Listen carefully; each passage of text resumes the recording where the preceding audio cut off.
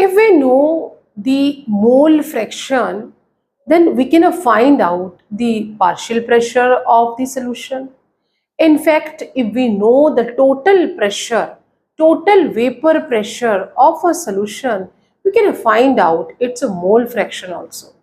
So here we have to be find out that on adding a solute, how much vapor pressure of a solution get lowered. Now see the question, an ideal solution. अगर ideal solution है means it will follow the Raoult's law. Was obtained by mixing methanol and ethanol. If the partial vapor pressure of methanol and ethanol, here the partial pressures are available.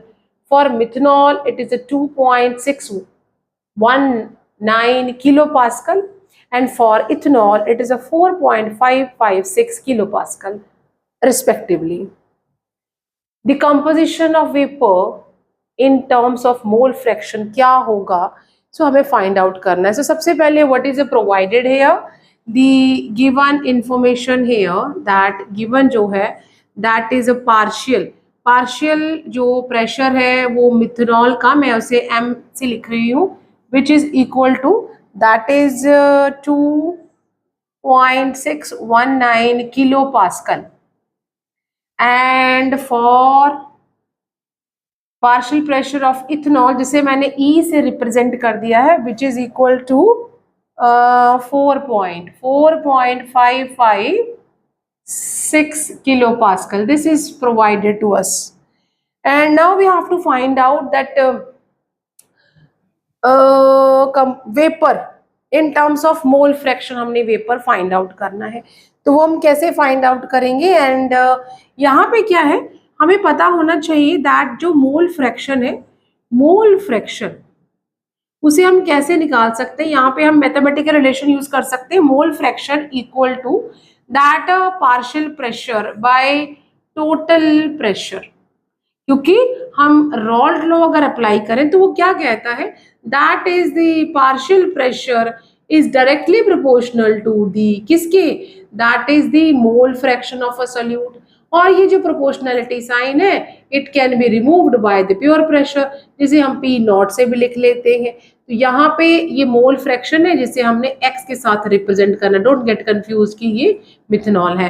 तो इस तरह से तो mole fraction जब मैं निकालूंगी, तो mole fraction is equal to partial pressure by the, यहाँ पे आ जाएगा हमारा ये जो टोटल प्रेशर हम निकालेंगे, that is in terms of a total pressure है, तो ये आ जाएगा that is a P total. तो ये मोल फ्रैक्शन हमारा इस तरह से आएगा. ये डेल्टन्स लॉ हमने यहाँ पे यूज करना है इन वेपर फेज. जो वेपर फेज है उसमें जो मोल फ्रैक्शन होता है, that is the ratio of partial pressure by total pressure. अब यहाँ पे क्या है, ये लिख लेते हैं कि व्हाट इज दिस. तो ये डायरेक्टली प्रोपोर्शनल है, ये हम वेपर फेज में लिख रहे हैं. यहाँ पे ये आ जाएगा हमारा पी टोटल, ये आ जाएगा पी टोटल. तो यहाँ पे ये इस तरह से आ गया. अब क्या है, टोटल प्रेशर निकालना पड़ेगा. टोटल प्रेशर क्या है, टोटल दैट इज, सबसे पहले हम यहाँ पे फाइंड आउट करते हैं, मुझे पार्शियल प्रेशर अवेलेबल है और पार्शियल प्रेशर अवेलेबल है, तो total pressure P total equal to that is 2.619 plus 4.556. Total pressure कितना हो गया, which is equal to 9 plus 6, that is a 15, 1 carry and that is a 7, और 5 और 6 that is 11, 1 carry. तो ये हमारा किलो पास्कल जो है वो टोटल प्रेशर हो गया. नाउ एज आई सेड की mole fraction in vapour phase for methanol, तो मिथेनॉल के लिए हम जो निकालेंगे दैट इज मोल फ्रैक्शन, और ये मैं मिथेनॉल का निकाल रही हूँ. इट्स इक्वल टू, ये पार्शियल प्रेशर कितना दिया है, that is 2.619 bye total pressure. तो ये हमने रेशियो यहाँ पे यूज कर लेनी है. तो इसको अगर हम फाइंड आउट करते हैं, ये डेसिमल तो रिमूव हो जाएंगे. ये 2.6 है और ये 7 है, ऑलमोस्ट इससे 3 टाइम ये ज़्यादा है. तो लेट डिवाइड, यहाँ पे हम साइड में इसे पहले डिवाइड करके देख लेते हैं. दैट इज 2619 और जो मेरे पास वह 7175 से हमने इसे डिवाइड करना है. तो ये बहुत छोटा है, मैं यहाँ पे पॉइंट लगा लेती हूँ। I can make it 26,000 now, और 26 तो मैं 3 से करती हूँ तो 21 तो आ जाएगा। इसको 3 से हम मल्टीप्लाई करेंगे, that is 15, 1 carry 22 and that is 5 and this is 21। क्योंकि अगर मैं अब मैं 7,000 समथिंग ऐड करूंगी तो वो इससे क्रॉस कर जाएगा। तो इसको मैं 21525, तो क्योंकि जो आंसर है वो डेसिमल के बाद 3 डिजिट तक गया है, तो मुझे वहां तक लेके जाना पड़ेगा 5, और ये हो जाएगा दैट इज 6, और यहाँ पे आ जाएगा अगेन 6, यहाँ पे आ जाएगा 4, और क्योंकि पॉइंट तो लगाया ही है तो मैं यहाँ पे इस तरह से 46 ये हो गया। अब अगर मैं इसको 6 से कर सकती हूँ, क्योंकि 7 के टेबल पे अगर हम 6 से मल्टीप्लाई करते तो आई गेट 42 समथिंग, तो 6 से मल्टीप्लाई कर लो, that is 30, 3 carry 45, 4 carry and that is 10 and 1 carry and 4 3, तो ये आ गया हमारा 43050। ठीक है, तो यहाँ पे 0063 ये वैल्यू आ गई है 36 समथिंग। तो पॉइंट तो है ये, मैं इसको 0 बना लेती हूँ 36। तो जो 5 पे तो मैं कर ही नहीं सकती, तो 4 पे ही करूँगी। तो 4 पे मतलब आफ्टर डेसिमल मुझे 3 वैल्यूज तक आंसर दिया। अगर मैं 5 से भी करके देखती हूँ, let me check with the 5 also कि 5 पे क्या वैल्यू आती है। 5 पे करके देख लो, 5 5 दैट इज 25, 2 कैरी तो 37, 3 कैरी एंड 8 एंड 35, तो छोटा ही आ रहा है तो हम 5 से कर लेंगे। और डेसिमल के बाद मुझे 3 नंबर तक ही दिया हुआ है, तो ये आ गया मेरे पास दैट इज 35875 समथिंग। तो अब क्या करूंगी मैं, इसको इसकी जो वैल्यू आई है that is 0.365। We know that total number of mole is equal to unity. Total moles कितने होते हैं, यूनिटी होते हैं।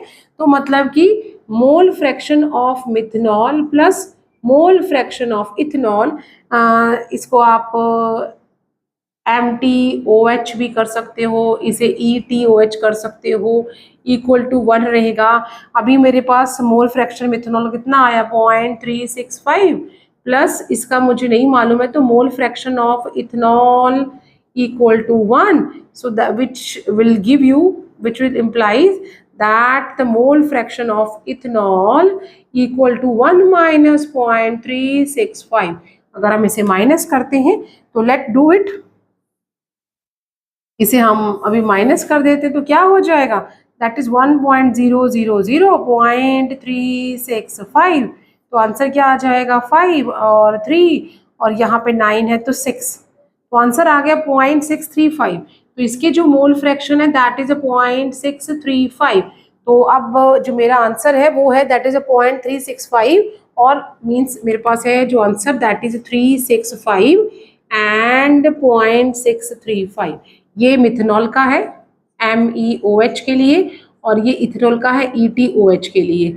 तो देखो कि कौन से ऑप्शन में ये आंसर मैच कर रहा है। आप ऐसे भी फाइंड आउट कर सकते हो, और जो मोल फ्रैक्शन इथेनॉल का है वो हम ऐसे भी फाइंड आउट कर सकते हैं। मुझे यहाँ पे पार्शियल प्रेशर इथेनॉल का दिया है, उसी मैं टोटल प्रेशर से माइनस अगर डिवाइड करती हूँ तब भी मेरा आंसर यही आएगा। ठीक है, तो वो भी हम चेक कर लेते तब भी आंसर यही आएगा। अगर हमें मोल फ्रैक्शन फाइंड आउट करने हैं ET के इन टर्म्स, तो यहाँ पे आता है partial pressure divided by total, तो तब भी क्या आ जाएगा दैट इज दी, हम किस तरह से फाइंड आउट करेंगे, मुझे क्या दिया हुआ है 4.556 डिवाइडेड बाय 7175। तो अगर हम फाइंड आउट करेंगे तब भी वैल्यू हमारी जो है वो यही आएगी। वो अभी साफ भी नजर आ रहा है कि ये जो डेसिमल्स है ये तो रिमूव हो ही जाएंगे, और ये 45 है और 7 के टेबल पे 7 7 जो 49 होगा, तो डेफिनेटली मुझे 6 से ही करना पड़ेगा। तो ये यहाँ पे 6 ही है, तब भी मेरा आंसर वैसे ही आएगा। करके भी देख लो, तो आप वैसे भी निकाल सकते हैं और यूनिटी लिख के भी कर सकते हैं, दैट इज 4556 और डिवाइड कर रहे हैं 7175 से। तो क्योंकि ये 45 है, ये 4000 है, ये 7000, तो मुझे पॉइंट लगाना पड़ेगा और मैं 6 से करूंगी। तो 6 से मल्टीप्लाई अगर हम इसे करते हैं अभी मैंने 6 से मल्टीप्लाई किया था, आई डोंट नो, वो तो चला गया।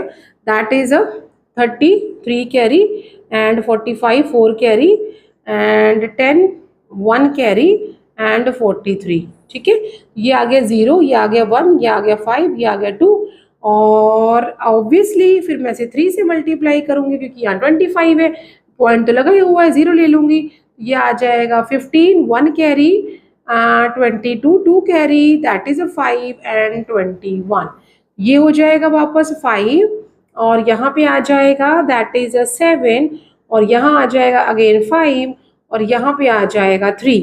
तो पॉइंट तो लगा, यहाँ हम लिख लेंगे, और 35, तो लास्ट में 35 7, तो मैं इसको 5 से मल्टीप्लाई करके अब देख लेती हूँ। दैट इज 5 5 ज़ा 25 2 कैरी 37 3 कैरी एंड 8 एंड 35। तो ये मतलब जो मेरा जो आंसर है वो लगभग से मीन्स अप्रोक्सीमेटली सेम है। हम इस तरह से भी निकाल सकते हैं मोल फ्रैक्शन, और आप ऐसे भी निकाल सकते हो। तो लेट्स सी कि कौन से ऑप्शन में मेरा आंसर जो है वो मैच कर रहा है।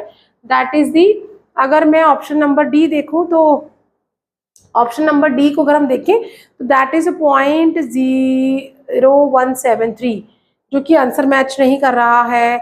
सी में देखें तो 0.574, वो भी मैच नहीं कर रहा। बी ऑप्शन में देखें तो मिथनॉल के लिए दैट इज 0.365 और इथेनॉल के लिए 635।